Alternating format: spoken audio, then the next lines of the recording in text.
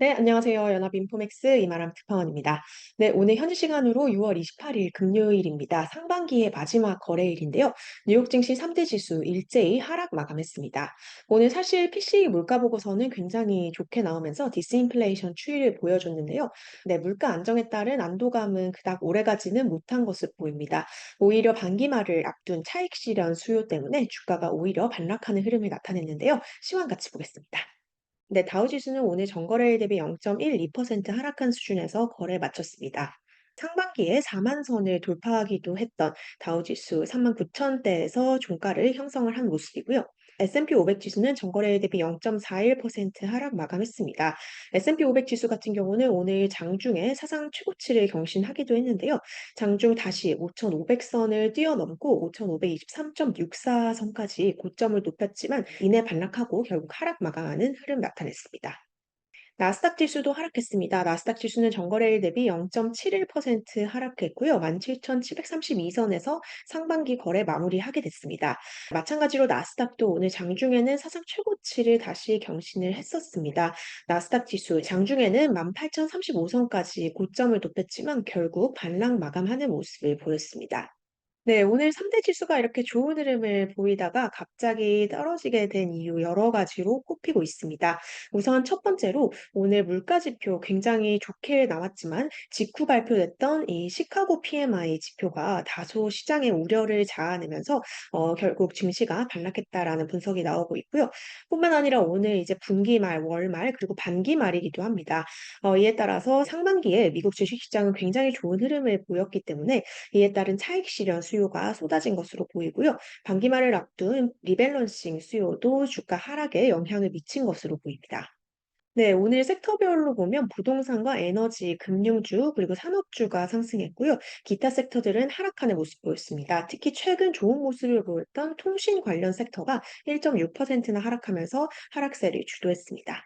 네, 오늘 기술통신주를 중심으로 그렇게 성적이 좋지는 않았습니다. 지금 M7 대부분 종목이 큰 폭으로 하락한 상황인데요.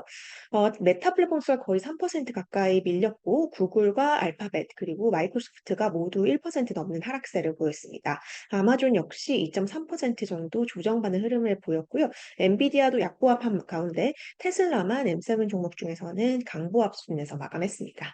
네, 오늘 시장 약간 알쏭달쏭한 시장입니다.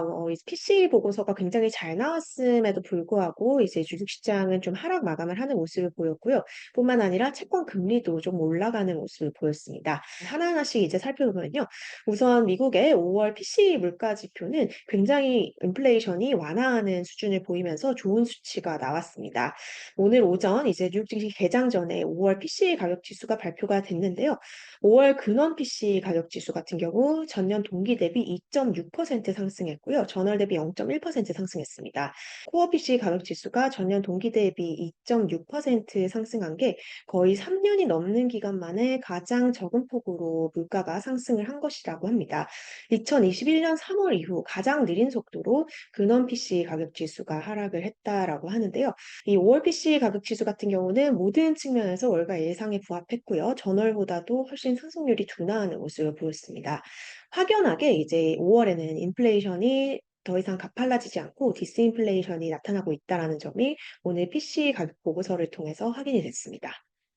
네, 지금 전문가들은 PC 데이터 너무 좋았다라고 평가를 하고 있습니다. PC 데이터 이제 예상할 수 있는 것 중에서는 최고였다라는 평가를 야후 파이낸스에서 전하고 있는데요. CIBC 프라이빗 웰스의 전문가 같은 경우는 의심할 여지 없이 긍정적인 보고서였다라고 얘기를 하면서 시장 시각에서는 완벽에 가까웠던 보고서였다라는 얘기를 했습니다. 캐피털 이코노믹스 측에서도 오늘 PC 가격 지수를 보면은 연준이 9월에 금리를 인하할 것으로 보인다라는 전망을 했고요. 또 프린시펄 자산 운용에서도 연준에게 환영을 받을 만한 보고서다라는 얘기를 했습니다. 네, 연준 위원도 오늘 발표된 PC 가격 지수에 대해서 좋은 소식이다라는 입장을 전했습니다. 샌프란시스코의 메리 데일리 총재인데요. 메리 데일리 총재 오늘 CNBC 방송에 출연해서 오늘 아침 발표된 5월 PC 가격 지수 굿 뉴스였다라는 얘기를 했습니다. 통화 정책이 제대로 작동하고 있는 것을 보여준 셈이다라는 평가를 했고요. 인플레이션이 이제 다시 떨어지고 있긴 하지만 아직까지는 금리 인하 시기를 말하기에는 시기상조다라는 얘기도 덧붙였습니다. 네, 그런데도 불구하고 오늘 시장에서 3대 지수 모두 하락했습니다. 오전 한때 S&P 500 지수와 나스닥 지수가 사상 최고치를 찍기도 했지만 반락을 하는 모습을 보였는데요. 결국 이제 이번 분기 동안 있었던 차익에 대한 실현 욕구가 좀 상당히 컸다라고 볼 수 있을 것 같습니다. 지금 상반기 그리고 이번 2분기 뉴욕 증시 성적 굉장히 좋습니다. 지난 6월 한 달 동안 3대 지수 모두 상승을 했고요. 특히 나스닥 지수가 6% 상승을 했고 6월 한 달 동안 S&P 500 지수는 3.5% 그리고 다우 지수는 1.1% 상승을 했습니다. 지난 2분기 동안 성적을 보면요. 나스닥 지수는 8.3% 급등을 했습니다. S&P 500 지수 역시 3.9% 올랐고요. 반면에 2분기에는 다우는 1.7% 정도 하락하는 모습을 보였습니다. 이 상반기 전체 성적을 보면요. 이번 AI 랠리가 얼마나 강했는지를 또 볼 수 있는 부분인데요. 상반기 동안 나스닥 지수는 20% 상승을 했습니다. S&P 500 지수도 15% 가까운 상반기 이제 성적을 기록을 했고요. 다우 지수도 5% 정도 상승을 했습니다. 네, 특히 지금 상반기에 가장 과매수된 종목 중에 마이크로소프트 그리고 비만 치료제로 유명해진 제약사 일라이 릴리가 있다고 지금 전문가들은 분석을 하고 있고요. 네, 오늘 PC 안도감이 시장에 오래가지 못한 이유 이 부분에서도 찾을 수 있을 것 같습니다. 이 시카고 PMI 수치가 좀 너무 잘 나와 버린 건데요. PMI 수치가 너무 잘 나와 버리면서 미국 경기가 굉장히 좀 강하고 연준이 금리를 더 늦게 내릴 수도 있겠다라는 우려감이 채권 시장을 중심으로 퍼졌습니다. 공급관리협회 시카고와 마켓뉴스 인터내셔널이 함께 집계한 지표인데요. 6월 시카고 구매관리자 지수가 47.4로 집계가 됐습니다. 위축 국면이긴 하지만요. 7개월 만에 가장 높은 수준으로 튀어 올랐고요. 예상치가 이제 39.7이었는데 굉장히 예상 밖으로 좋은 모습을 보여줬습니다. 사실 오늘 PCE 발표 직후에는 9월 금리 인하론이 조금 힘을 받는 듯 하다가요. 이 시카고 PMI 지표가 너무 좋게 나와버리면서 오히려 조금 반대되는 흐름이 펼쳐졌다라고 오늘 장흐름 볼 수 있을 것 같습니다. 네, 또 오늘 화제의 종목들이 있습니다. 어젯밤 미국에서 있었던 바이든과 트럼프의 첫 TV 대선 토론회가 있었는데요. 이 토론회에서 바이든이 좀 너무 좀 못했다라는 평가가 나오면서 지금 베팅마켓에서는 트럼프가 이길 가능성을 55% 육박한 수준으로 오늘 한때 반영을 했고요. 바이든 승리 가능성은 오늘 한때 20% 아래로 떨어졌습니다. 이런 상황 속에서 트럼프의 소셜미디어 컴퍼니이죠. DJT 같은 경우는 오늘 굉장한 급등락을 보였습니다.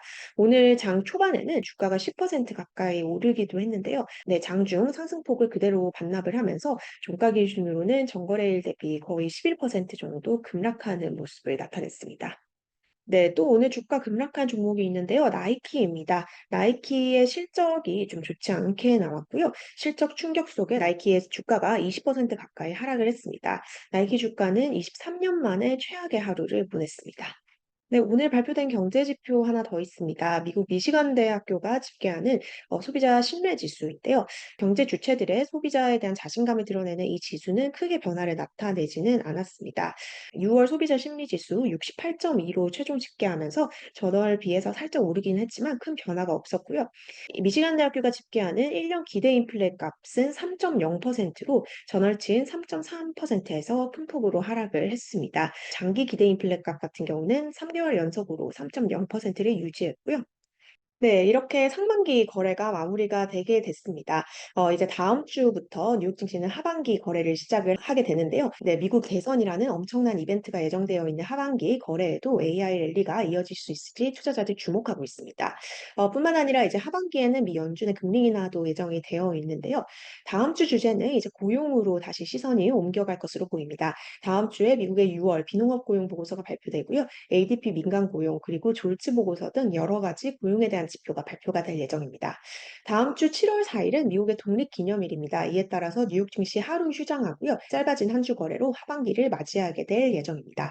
오늘 제가 준비한 소식은 여기까지고요. 전 다음 주에 다시 뉴욕 이후 라이브로 돌아오도록 하겠습니다. 감사합니다.